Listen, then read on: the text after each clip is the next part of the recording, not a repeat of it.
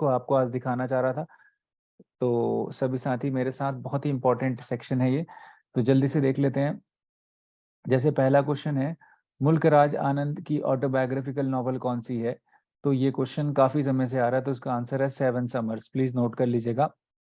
जो हम सेक्शन कर रहे हैं, सिर्फ 8 to 10 क्वेश्चंस का कर रहे हैं, इंडियन लिटरेचर इन इंग्लिश पे कर रहे हैं। ये सेक्शन हमारा बहुत स्कोरिंग सेक्शन है और सभी एग्जाम्स में पूछा जा रहा है। ठीक है, तो हमने देखा सेवन समर्स ऑटोबायोग्राफिकल नॉवल है मुल्क राज आनंद। फटाफट नोट करेंगे इनके बारे में। देखो, मुल्क राज आनंद को क्या कहते हैं बेटा? ट्रियो ऑफ इंग्लिश नॉवलिस्ट कहते हैं इन इंडिया। ठीक है, इंग्लिश नॉवलिस्ट इन इंडिया, इसका जो है ट्रियो है ये। ट्रियो में आ जाते हैं, trio of English novelist in India. जो थ्री ग्रेट नॉवलिस्ट हैं, जिसमें मुल्क राज आनंद, राजा राव और आर के नारायण है। ठीक है, तो उसमें आ जाते हैं। प्री इंडिपेंडेंस ये लोग आए थे। और नोट कर लेना सारे नए बच्चे, स्पेशली नेट वाले भी नोट करना बेटा। 1935 को एक बहुत इंपॉर्टेंट ईयर माना जाता है इंडियन नॉवेल्स इन इंग्लिश की हिस्ट्री में, क्योंकि 1935 में दो लोगों का करियर एक साथ शुरू हुआ, आर के नारायण का और किसका शुरू हुआ भाई? मुल्क राज आनंद साहब का। दोनों का जो ईयर है वो क्या है? 1935 है। ठीक है, नोट कर लेना इसको। दोनों के पहले नॉवल का ईयर है ये।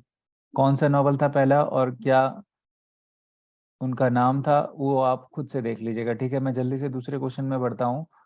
फिर उसके बाद हम लोग बेसिक्स में इंग्लिश, इंडियन इंग्लिश पोइट्री पे भी बात, सॉरी, इंग्लिश पोइट्री पे बात करेंगे। उससे पहले औरबिंदो की सावित्री क्या है? ठीक है, तो औरबिंदो की सावित्री एपिक पोएम है। यस गाइस, बहुत इंपॉर्टेंट क्वेश्चन है ये। औरबिंदो की सावित्री, सावित्री और किसने लिखी है? तोरू दत्त ने भी लिखी है, नोट कर लेंगे। तोरू दत्त ने भी लिखी है सावित्री, और किसने लिखी है? औरबिंदो ने लिखी है। और सावित्री पे सबसे इंपॉर्टेंट क्वेश्चन ये बनता है गाइस कि सावित्री आपकी जो एक सेक्शन है इसका, बर्थ ऑफ फ्लेम, नोट कर लेना। Birth of a flame book 4 है ये।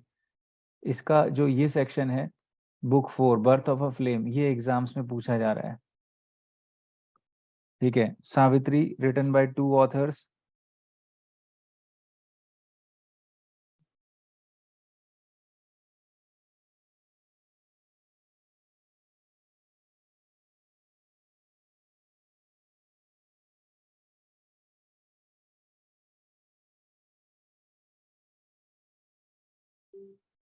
तो औरबिंदो की सावित्री हम लोग देख रहे हैं यहाँ पर,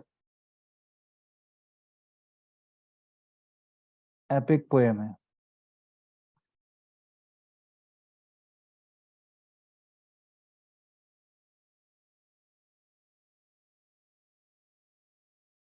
बहुत बार आ रहा है क्वेश्चन।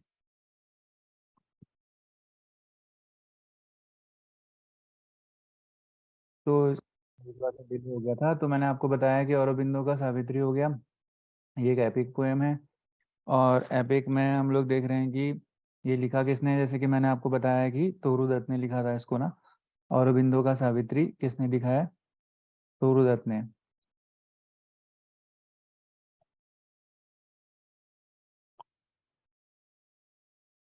आगे देखते हैं फिर हम लोग। Are K Narayan novel became the most popular novel.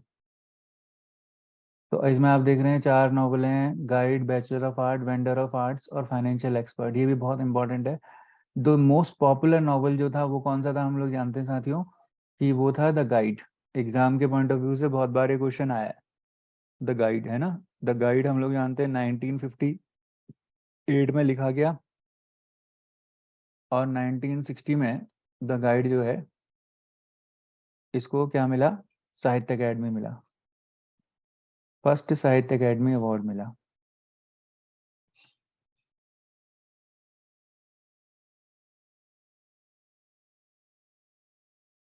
ठीक हो गया, आगे देखते हैं फिर। Rabindranath Tagore got Nobel prize, बहुत इंपॉर्टेंट क्वेश्चन है गाइस एग्जाम के पॉइंट ऑफ व्यू से। कई बार इसमें क्वेश्चन आया है कि रविन्द्रनाथ टैगोर को नोबेल प्राइज कब मिला? तो रविन्द्रनाथ टैगोर को नोबेल प्राइज मिला 1913 में। 1913 में नोबेल प्राइज मिला। इंडिया के एकमात्र राइटर हैं जिनको कि नोबेल प्राइज कब मिला है, 1913 में मिला है। और आप लोग जानते हैं साथियों कि लिटरेचर में पहली बार ऐसा हुआ है कि नोबेल प्राइज रविन्द्रनाथ टैगोर को मिला है। इनको रविन्द्रनाथ ठाकुर भी कहा जाता है। और इनका जो स्यूडोनिम है वो क्या है, सारे बच्चे नोट कर लेना बेटा, इनका स्यूडोनिम है भानु सिंघा। क्या है? भानु सिंघा।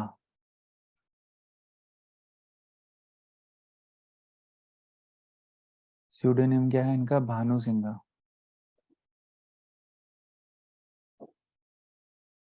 ठीक है। और इनको मैंने बताया स्यूडोनिम है ये इनका। और इनका वैसे नाम क्या है? रविंद्रनाथ ठाकुर। ठीक है, रविंद्रनाथ ठाकुर। इनको ना गुरुदेव भी कहते हैं साथियों। क्या कहते हैं? गुरुदेव। और जो गीतांजलि है, इनको गीतांजलि के लिए मिला है। गीतांजलि बेसिकली आपकी कितने बुक्स हैं इसमें, सॉरी कितने सॉन्ग्स हैं इसमें? 103 सॉन्ग्स हैं। गीतांजलि में कितने सॉन्ग्स हैं टोटल? 103 सॉन्ग्स हैं। और 1912 में जो है ये आया है, 1912 में इंग्लिश में आया है। ठीक है, 1912 में इंग्लिश में आया है।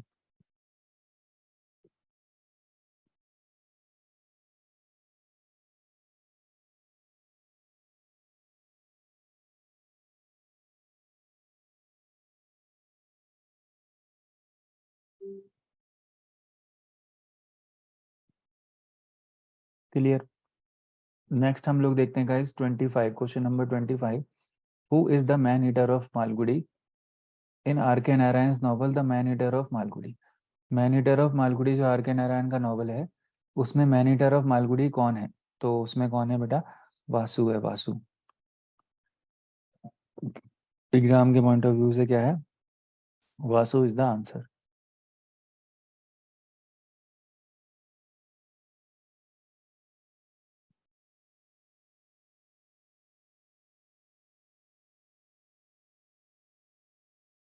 वासु जो है किसको, इसमें एक क्वेश्चन ये आएगा कि मैन ईटर ऑफ मालगुडी में कौन सा मिथ यूज किया गया है? Can anyone tell me? जल्दी से बताओ कौन सा myth man eater of Malgudi में यूज किया गया है? सेल्फ डिस्ट्रक्शन का यूज किया गया। The topic of self destruction. ठीक है, evil, self destruction of evil. ठीक है, तो इविल का जो है सेल्फ डिस्ट्रक्शन की बात इसमें की गई है मैन ईटर ऑफ मालगुडी में। ठीक है, एग्जाम के पॉइंट ऑफ व्यू से बहुत बार ये क्वेश्चन आएगा आपको। ठीक है, द गोल्डन गेट की अगर हम बात करें by Vikram Seth, the golden gate by Vikram Seth is a novel in verse. Verse में लिखा हुआ नॉवल है ये। वर्स का मतलब क्या होता है गाइस? अगर हम बात करें मेट्रिकल कंपोजिशन, क्या होता है? Metrical composition. ऐसा कोई भी कंपोजिशन जो मीटर में लिखा गया है उसको हम वर्स कहेंगे। और इस बार के गेट में ये क्वेश्चन आया था, सब लोगों को बता रहा हूँ। नॉवल इन वर्स बहुत इंपॉर्टेंट सेक्शन है हमारा, नॉवल इन वर्स। एग्जाम के पॉइंट ऑफ व्यू से अगर हम कहें तो उसको हम कहते हैं नॉवल इन वर्स। ऐसे नॉवेल्स की लिस्ट जिसमें कि नॉवल इन वर्स, जो कि वर्स में लिखे गए। ठीक है, तो सबसे पहला अगर हम नॉवल कहें तो हम कहेंगे ट्रोइलस एंड क्रिसीडे। क्या है? ट्रोइलस एंड,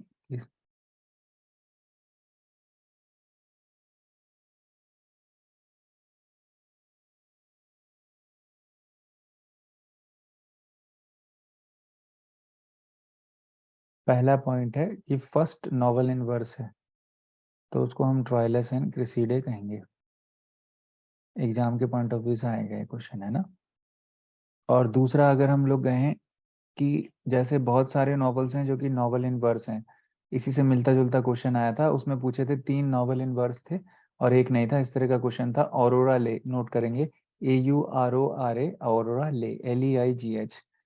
ठीक है, ट्रोइलस एंड क्रिसीडे किसने लिखा है? चौसर ने लिखा है। ठीक है, ऑरोरा ले किसने लिखा है? ऑरोरा ले, जल्दी से बताएं।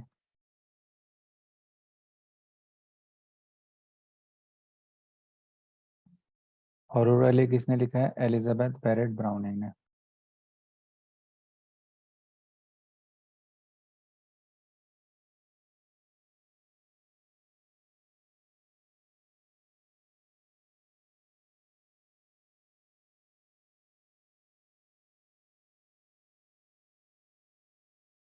क्लियर हो गया सब लोगों को? रॉबर्ट ब्राउनिंग की वाइफ है, ठीक है। तो माई स्टोरी के बारे में हम लोग जानते ही हैं साथियों। इंडियन लिटरेचर की सीरीज पे क्वेश्चंस की सीरीज चल रही है, जल्दी से देख लेते हैं। राजस्थान, आप लोग जरूर नोट कर लेना, Rajasthan assistant professor, Rajasthan assistant professor का ये पेपर है साथियों। और इसमें पेपर टू और पेपर थ्री हुआ था, मतलब 3 पेपर हुए थे। तो पेपर टू के क्वेश्चन नंबर 27 पर हूँ मैं। My story is the autobiography by Kamala Das, is the autobiography of Kamala Das. इसका जो मलयालम, ये ओरिजिनल किस में लिखी गई है? मलयालम में लिखी गई है, मलयालम, ठीक है। मलयालम में लिखी गई है, और इसका जो एक्चुअल नेम है वो क्या है? एंटे कथा। क्या नाम है इसका? Ente Katha. My story in Malayalam written as Ente Katha, the autobiography of Kamala Das. Please note कर लीजिएगा, कंट्रोवर्शियल बुक है ये, ठीक है। Marathi name note, sorry, Malayalam name note कर लीजिएगा। मलयालम कौन से स्टेट की लैंग्वेज है गाइस? केरला। इस बार के उसमें भी आया था अभी, पटवारी उत्तराखंड में पेपर आया था, उससे रिलेट कर दे रहा हूँ कि जो है सबसे ज़्यादा most developed state of India, जो रिसेंट आंकड़ों के अनुसार most developed state of India करके ऐसा कुछ पूछा था उसमें, जो पटवारी वाला पेपर है उत्तराखंड का। तो उसका आंसर भी केरला ही है, ठीक है। चलो आगे बढ़ जाते हैं। Who is the writer of Inquilab a play in 3 acts? Note कर लेना बेटा, इनकलाब अ प्ले इन 3 एक्ट्स किसने लिखा है? आसिफ करम्बॉय ने लिखा है, आसिफ करम्बॉय, ठीक है। अब ये आसिफ करम्बॉय कौन है भाई? ये एक गे राइटर है, गे ड्रामेटिस्ट है ये।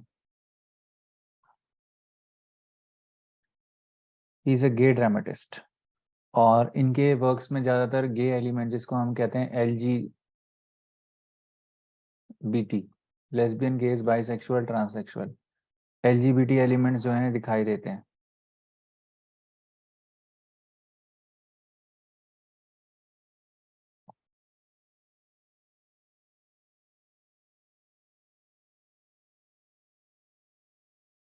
ठीक है,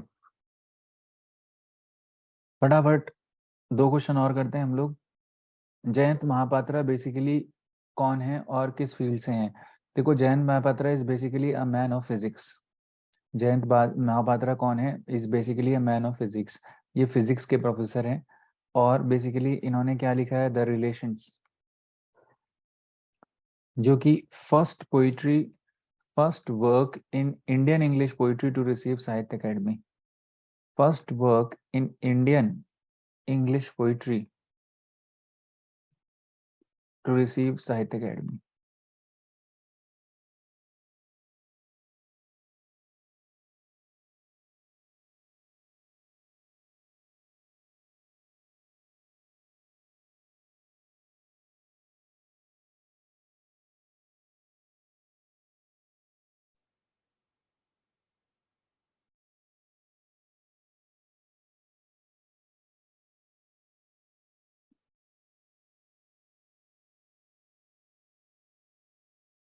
नोट कर लेंगे सारे बच्चे बेटा,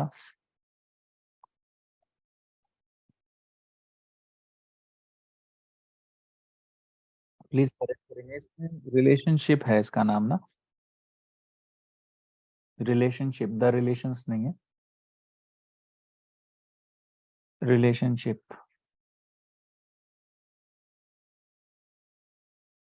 नोट कर लेना।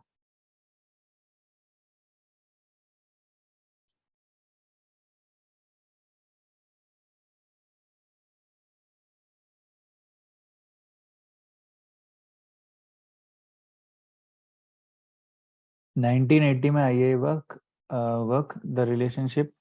कब आया है? 1980 में। और 1981 में क्या मिला है इसको? साहित्य अकेडमी मिला है।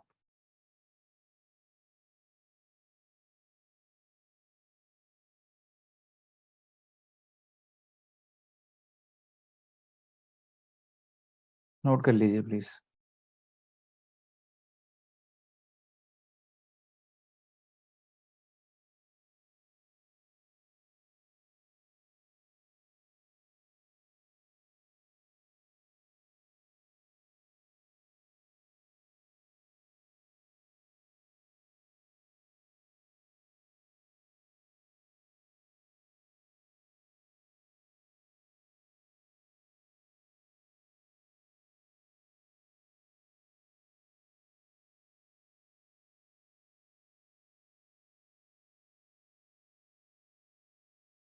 ठीक है, और लास्ट क्वेश्चन कर रहे हैं, 10 क्वेश्चन का एक सेट कर रहे हैं। Arundhati Roy's debut novel the god of small things won Booker prize.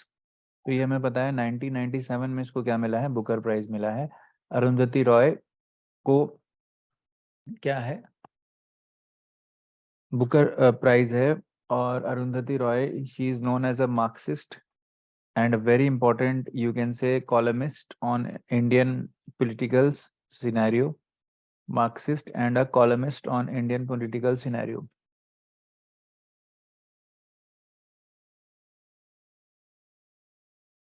ठीक है, कॉलमिस्ट हैं, पॉलिटिकल राइटर हैं। और the algebra of infinite things, note कर लेंगे सारे बच्चे।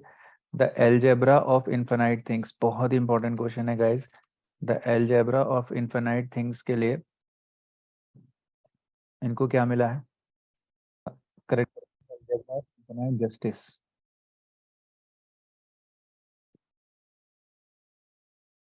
इसके लिए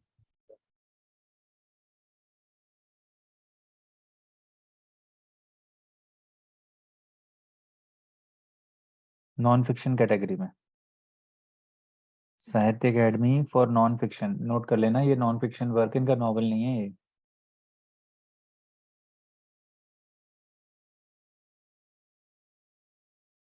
non fiction category.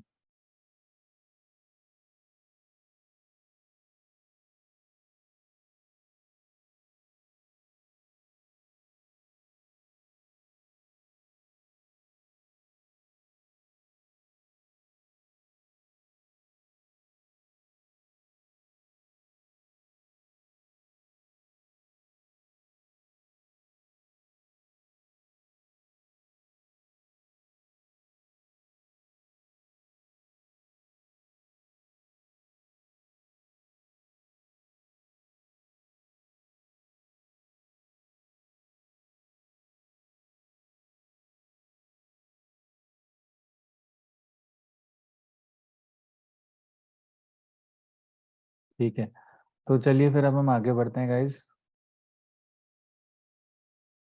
Indian literature in English पर हमारा छोटा सा प्रेजेंटेशन था, ये मैं ओवर कर रहा हूँ। अब मैं फॉर्म्स ऑफ लिटरेचर वाले टॉपिक को कंटिन्यू करता हूँ, ठीक है।